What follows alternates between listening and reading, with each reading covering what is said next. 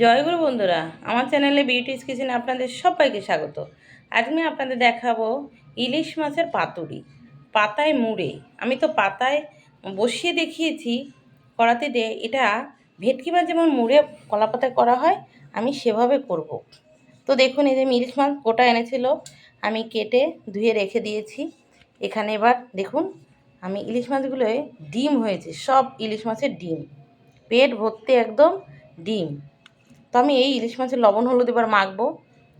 লবণ হলুদ মেখে মশলা দিয়ে আমি এতে মশলা দেব জিরে বাটা, লঙ্কা বাটা আর সর্ষে বাটা। তেল দিয়ে একসঙ্গে লবণ হলুদ দিয়ে আমি এটাকে মেখে সুন্দর করে পাতায় মুড়ব। তো এবার আমি লবণ হলুদ দেব, দিয়েছি লবণ,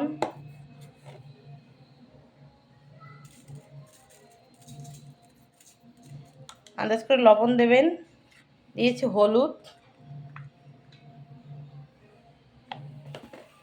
দিয়ে দেবো মশলা বেটে রাখা। আমি এখানে শিলে বেটে রেখেছি। তো এখানে জিরে সর্ষে বাটা, আমি কালো সর্ষে দিই, ঝাঁজটা ভালো হয়। এখানে লঙ্কা বেটে রেখেছি, দিয়ে একসঙ্গে এটাকে আমি মাখবো। এভাবে সুন্দর করে মেখে নেবেন। তো এভাবে মেখে এবার আমি তেল দিয়ে দেবো। দেখেন, এই যে আমি মাখিয়েছি। এবার আমি দিয়ে দেবো তেল। তেলটা একটু বেশি দিতে হবে। এবার এই তেল দিয়ে মাখানো হবে, সুন্দর করে মাখাতে হবে এমনভাবে যাতে ডিমও না বেরিয়ে যায়। এভাবে সুন্দর আস্তে আস্তে, ডিম থাকলে পাতুরিটা খেতেও ভালো লাগবে। তো আরেকটু তেল দিয়ে দেবো আমি। তেল দিয়ে মেখে এবার পাতায় মোড়াটা আপনাদের দেখিয়ে দেবো। এই যে দেখুন, তেলটা দেখেছেন, বেশ বেশ একটু বেশি তেল দিতে হবে। এবার আমি পাতায় দেবো। এই যে আমি পাতা ধুয়ে রেখে দিয়েছি। পাতাটা কিন্তু একটু আগুনে সেঁকে নেবেন, কেন পাতাটা তাহলে নরম হবে, মরলে ভাঙবে না। তো এখানে দেখুন, আমি এক পিস মাছ এই যে এভাবে দিয়ে দিচ্ছি।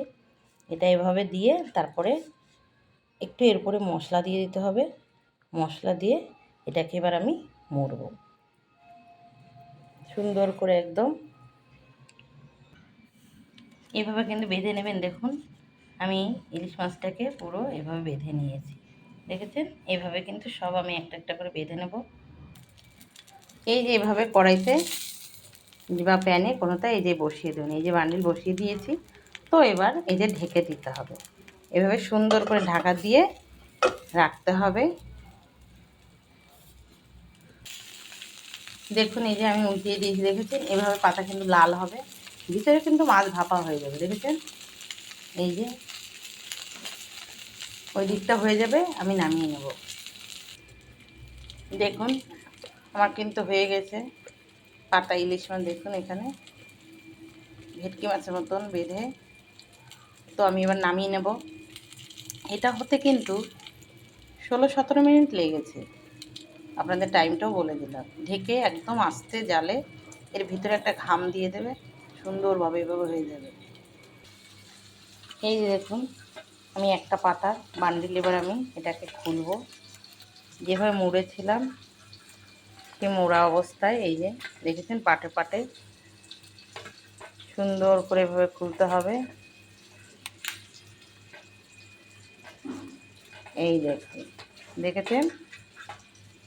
এই দেখুন কি সুন্দর হয়েছে, দেখুন নরম।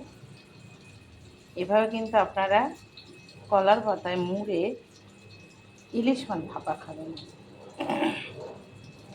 তো এই রেসিপিটা যদি আমার ভালো লেগে থাকে তাহলে please please please like, share, comment করতে কিন্তু ভুল করবেন না, আর সাবস্ক্রাইবটা করে দেবেন। জয় গুরু।